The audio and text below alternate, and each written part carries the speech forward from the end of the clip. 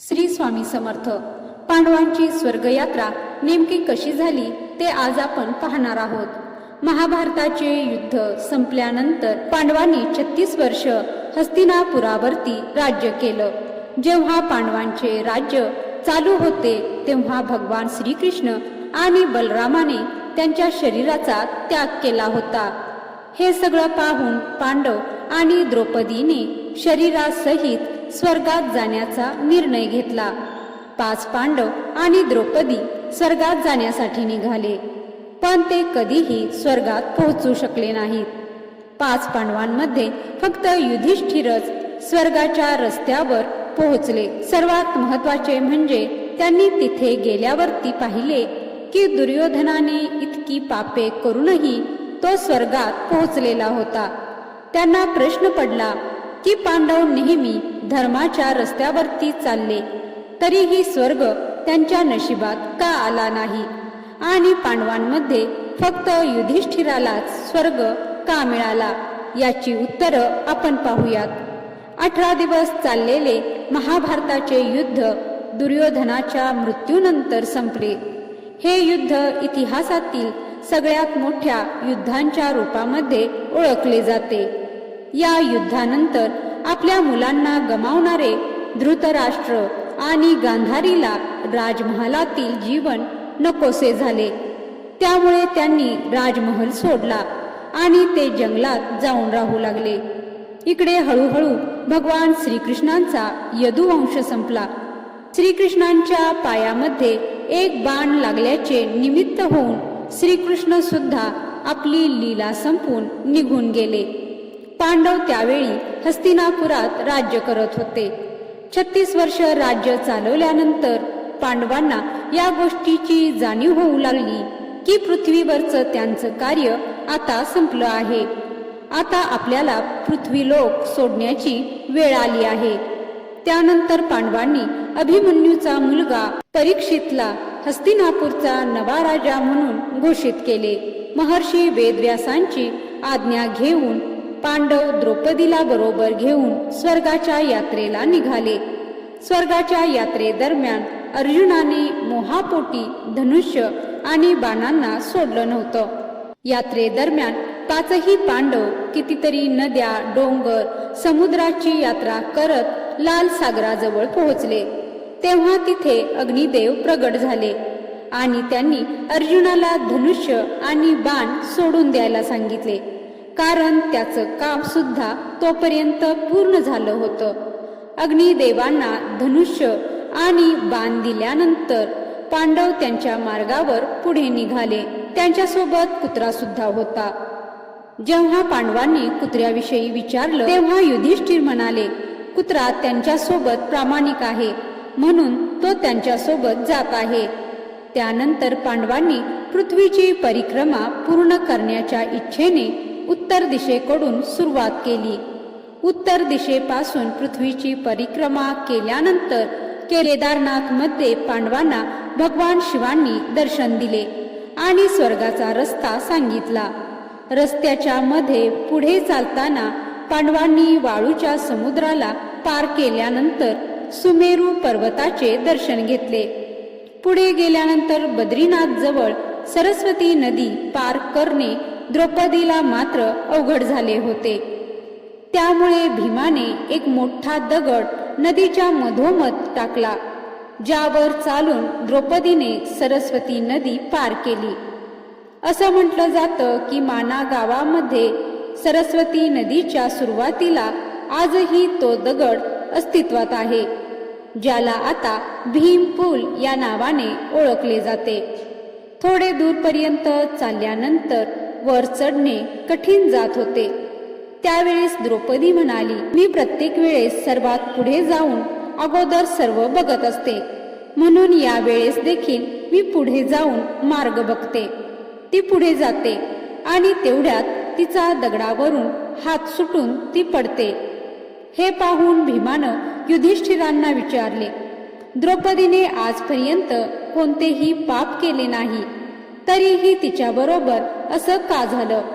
तेव्हा युधिष्ठिर भीमाला म्हणाले, 5 भावंडांपैकी द्रौपदी अर्जुनावरती जास्त प्रेम करत होती, त्यामुळे ती स्वर्गात पोहोचण्याआधीच खाली पडली. एवढं बोलून युधिष्ठिरानं द्रौपदीकडे न पाहता त्याची यात्रा चालू केली. असं म्हणतात की स्वर्गाच्या यात्रेदरम्यान द्रौपदी भीमाचा आधार घेऊन चालू लागली, पण द्रौपदी जास्त दूरपर्यंत चालू शकली नाही. ती खाली पडू लागली तेव्हा भीमानं तिला आधार दिला. त्यावेळी द्रौपदी भीमाला म्हणाली, सगळ्या भावांमध्ये भीमाने माझ्यावरती सगळ्यात जास्त प्रेम केलं आहे आणि पुढच्या जन्मामध्ये परत भीमाची पत्नी होण्याची माझी इच्छा आहे. त्यानंतर थोडं पुढे गेल्यावर नकुलला एक ठिकाणी खूप सुंदर फुले दिसली. ती फुले घेण्याचा त्याला मोह झाला. त्याने आपल्या भावांना ते सांगितले. तेव्हा ते म्हणाले की तुला दृष्टीभ्रम होत आहे, तिथे फुले नसून मोठी दरड आहे. पण नकुलने आपल्या भावांचे न ऐकता त्या फुलांकडे झेप घेतली. जसा तो फुलांकडे जाऊ लागला तसा तो खाली पडला आणि तो सुद्धा त्याची यात्रा पूर्ण करू शकला नाही. तेव्हा भीमाने युधिष्ठिराला कारण विचारले. तेव्हा युधिष्ठिर म्हणाला, नकुलला त्याच्या सुंदर असण्यावरती खूप गर्व होता, या कारणामुळे तो सुद्धा स्वर्गात पोहोचू शकला नाही. थोडे अंतर पुढे गेल्यानंतर सहदेवाला असे जाणवले की नकुल त्याला आवाज देत आहे. तेव्हा त्याने आपल्या भावांना सांगितले की नकुलचा मृत्यू झाला नसून तो इथेच आहे. पण त्याचे भाऊ मात्र हे मानायला तयार नव्हते. युधिष्ठिराने त्याला हे पटवण्याचा प्रयत्न केला. तेव्हा तो सहदेव म्हणतो, तसेही आम्ही तुमचे सख्खे भाऊ नाही, आम्ही तुमचे सावत्र भाऊ आहोत, त्यामुळे तुम्ही आमच्याशी प्रेम करत नाही. असे म्हणत तो नकुल नकुल म्हणत पळू लागला आणि तो देखील खाली पडला. तेव्हा भीमाने युधिष्ठिराला सहदेवाच्या पापाविषयी विचारलं. तेव्हा युधिष्ठिर म्हणाले, सहदेवाला आपल्या विद्वत्तेवरती घमंड होती, त्यामुळे तो कोणालाही त्याच्या बरोबरीचे समजत नसे, त्यामुळे सहदेवाची ही दशा झाली. थोडे पुढे गेल्यानंतर पुढचा रस्ता दिसेनासा झाला. तेव्हा अर्जुन म्हणाला, पुढचा मार्ग मी दाखवणार, कारण ज्या प्रकारे युद्धामध्ये मी सर्वात पुढे राहून सर्वांचे नेतृत्व केले होतं, त्याच पद्धतीनं येथे देखील मार्ग शोधून काढण्याची जबाबदारी माझी आहे. अर्जुनाने तो रस्ता पार करण्यासाठी इच्छा अस्त्राचा उपयोग केला. युधिष्ठिर, कुत्रा आणि भीमाने तो रस्ता पार केला, पण अर्जुन मात्र तो रस्ता पार करू शकला नाही. अर्जुन सुद्धा खाली पडला. त्याचं कारण सांगताना युधिष्ठिर म्हणाले, अर्जुनाला त्याच्या पराक्रम आणि युद्ध कौशल्यावरती खूप गर्व होता आणि त्याने म्हटले होते की तो एका दिवसातच त्याच्या सगळ्या शत्रूंना संपवून टाकेल, पण असं झालं नाही आणि हेच कारण आहे की त्यामुळे आज अर्जुनाची अशी दशा झाली आहे. सगळ्या भावांच्या पापाचा हिशेब देत युधिष्ठिर, तो कुत्रा आणि भाऊ भीम बरोबर पुढे जात होते. पुढे गेल्यानंतर खूप दलदलीचा रस्ता होता. कुत्रा आणि युधिष्ठिर त्यातून बाहेर पडले, मात्र भीम त्यातून बाहेर पडू शकला नाही. तो त्या दलदलीमध्ये बुडाला. तेव्हा भीमाने युधिष्ठिराला बुडता बुडता विचारले.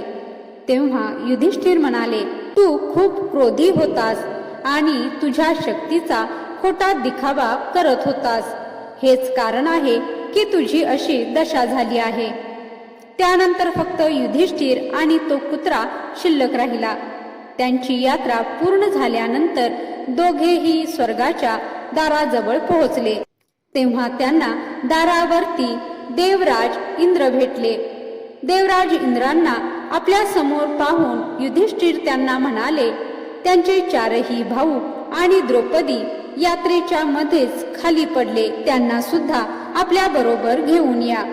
त्यानंतर इंद्राने युधिष्ठिराला सांगितले की त्याचे भाऊ आणि द्रौपदी शरीर सोडून पहिलेच येथे पोहोचले आहेत आणि युधिष्ठिराला शरीरासोबत स्वर्गामध्ये जाण्याची संधी मिळाली. देवराज इंद्र युधिष्ठिराला म्हणाले की तो कुत्रा त्यांच्या सोबत स्वर्गात जाऊ शकत नाही.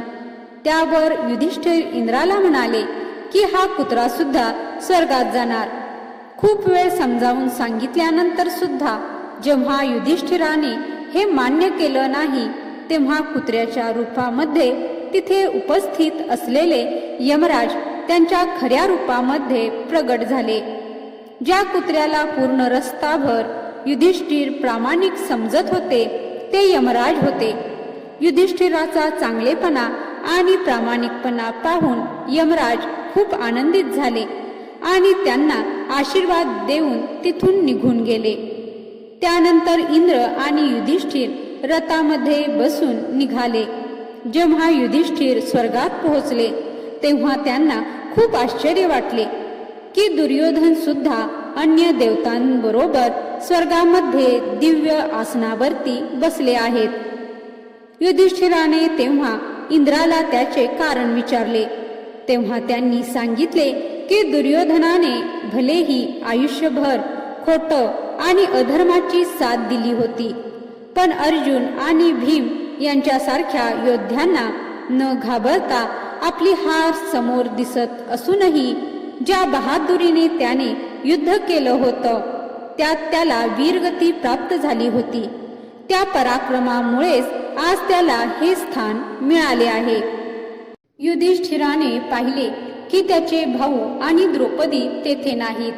तेव्हा त्यांनी देवराज इंद्राला त्याच्या भावांना भेटण्याची इच्छा व्यक्त केली. ते म्हणाले की त्यांचे भाऊ आणि द्रौपदीला ज्या लोकांमध्ये जागा मिळाली आहे त्यांना सुद्धा त्या लोकांमध्ये स्थान पाहिजे. आपल्या भावापेक्षा मोठे माझ्यासाठी काहीही नाही. तेव्हा देवराज इंद्राने यमराजाबरोबर त्यांना पाठवले. यमराजाबरोबर चालता चालता युधिष्ठिर एका अशा रस्त्यावरती पोहोचले जिथे खूप अंधार होता. चारही बाजूंना अंधारात वास येत होता आणि तिथे आसपास शव पडलेले होते. रस्त्याच्या अडचणींना वैतागून युधिष्ठिरने देवदूताला विचारले, या रस्त्यावर पुढे अजून किती दूरपर्यंत चालायचे आहे? त्याच्या उत्तरामध्ये यमराजाने युधिष्ठिराला सांगितले, खरं तर ते लोक नरकाच्या रस्त्यावरती आहेत. यमराज म्हणाले की मला देवतांनी आदेश दिला आहे की जेव्हा तुम्ही चालताना थकाल तेव्हा मी तुम्हाला परत माघारी घेऊन जाईल. त्यामुळे तुम्ही थकले असाल तर परत मागे जायचे का? जसे युधिष्ठिर मागे जाण्यासाठी वळले तेव्हा त्यांना तिथे दुःखी लोकांचे आवाज ऐकू येऊ लागले जे त्यांना तिथेच थांबण्यासाठी सांगत होते. युधिष्ठिराने त्यांचे नाव विचारले तर त्यांनी त्यांचे नाव अर्जुन, नकुल, सहदेव, भीम आणि द्रौपदी असे सांगितले. तेव्हा युधिष्ठिराने त्यांना सांगितले की मला माझ्या भावांना आणि द्रौपदीला भेटायचे आहे. तेव्हा त्यांना पुढे नेले गेले. सर्वात पहिले त्यांना द्रौपदी दिसली. तेव्हा युधिष्ठिराने पाहिले की द्रौपदीला अग्नीवरती उभे केले गेले आहे. हे पाहून युधिष्ठिर म्हणाला की हा अन्याय आहे. तिने कोणतेही पाप केलेले नाही, उलट तिच्या सोबतच पाप झाले होते. तेव्हा यमराज म्हणाले, नाही धर्मराज, तू विसरत आहेस की पांचालीने दुर्योधनाचा अपमान केला होता. तिने दुर्योधनाला आंधळा म्हटले होते. तिने दुर्योधनाबरोबर कर्णाचा देखील अपमान केला होता. तिने सर्वांसमोर कर्णाला सूतपुत्र म्हटले होते आणि त्याचा अस्वीकार केला होता. त्यात सुडाची ही अग्नी आहे. पुढे गेल्यानंतर त्यांना दिसले की कुणाच्या तरी मुखामध्ये बाण मारले जात आहेत. तेव्हा त्याने यमराजाला विचारले की हे कोण आहे? तेव्हा यमराजाने सांगितले की हा तो आहे की ज्याच्यामुळे श्वानाच्या तोंडामध्ये बाण मारले गेले होते आणि ज्याच्यामुळे एकलव्याला आपली शिक्षा सोडावी लागली होती आणि अंगठा त्यागावा लागला होता. तो अर्जुन आहे. अर्जुनामुळे एकलव्याला खूप काही सहन करावे लागले आणि सोडावे लागले. त्याचे तेच पाप अर्जुनाला आज या परिस्थितीला जबाबदार आहे. पुढे युधिष्ठिराने पाहिले की त्याला समोर भीम दिसला. त्याने पाहिले की भीमाला देखील खूप यातना सहन कराव्या लागत आहेत. त्याचे कारण यमराजांनी सांगितले की भीमाने अनितीने दुर्योधनाला मारले होते. यमराजाने युधिष्ठिराला विचारले की तुला नकुल आणि सहदेवाला पाहायचे नाही का? तेव्हा युधिष्ठिराने सांगितले, ते माझ्या मुलाप्रमाणे आहेत, मी त्यांची अशी दशा पाहू शकत नाही. तेव्हा यमराज म्हणाले, ठीक आहे, आपण आता स्वर्गात जाऊया.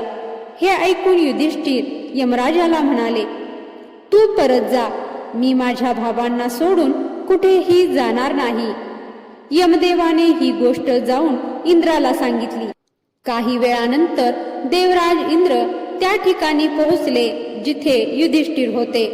तेव्हा युधिष्ठिराने देवराज इंद्रांना विचारले, हे सगळं काय आहे?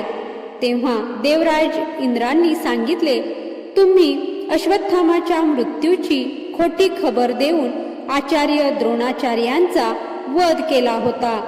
त्यामुळे युधिष्ठिराला त्या धोक्यामुळे काही वेळ नरकामध्ये घालवावा लागत आहे. आता त्यांना स्वर्गामध्ये जायचं आहे, जिथे त्यांचे भाऊ आधीपासूनच उभे आहेत. त्यानंतर युधिष्ठिराने गंगेमध्ये स्नान करून मानवी शरीर सोडून दिले आणि दिव्य रूप धारण केले. त्या रूपामध्ये स्वर्गात ते पोहोचले, जिथे अर्जुन, नकुल, सहदेव, भीम त्यांची वाट पाहत होते. युधिष्ठिराने पाहिले की तिथे त्यांच्या भावांबरोबर भगवान श्रीकृष्ण आणि द्रौपदी सुद्धा होते. युधिष्ठिराने पाहिले की भीम वायू देवतेजवळ बसले आहेत. नकुल, सहदेव अश्विन कुमारांच्या जवळ बसले. आपल्या सगळ्या लोकांना स्वर्गामध्ये पाहून युधिष्ठिर आनंदित झाले. तिथं त्यांना आपले सर्व भाऊ भेटले, शिवाय कौरवही भेटले. तेव्हा श्रीकृष्ण त्यांना म्हणाले की आज इथे तुम्ही 106 भाऊ स्वर्गात आहात. हेच जर तुम्ही पृथ्वीवरती मिळून मिसळून राहिला असतात तर त्या धरतीला देखील स्वर्ग बनवलं असतं. युद्ध हा नेहमी अंतिम प्रयत्न असतो. पहिला प्रयत्न नेहमी प्रेम हाच असतो. प्रेमानं सर्व काही जिंकता येतं. जेव्हा माणसांमध्ये प्रेम येतं तेव्हा त्यांच्या सोबत करुणा येते. जेव्हा माणसांसोबत करुणा असते तेव्हा एकमेकांच्या गरजा ते समजू लागतात. गरजा समजू लागल्यावरती एकमेकांचे महत्त्व लक्षात येते. एकमेकांचे दुःख समजू लागतात. एकमेकांच्या निर्णयाचे सन्मान करू लागतात. जिथे एक दुसऱ्यांविषयी सन्मान आहे तिथे युद्धासाठी कधीच जागा नसते. तर आजची ही कथा तुम्हाला आवडली असल्यास मला कमेंटमध्ये नक्की सांगा. आणि अशाच नवनवीन कथा ऐकण्यासाठी तुम्ही चॅनलला सबस्क्राईब करा.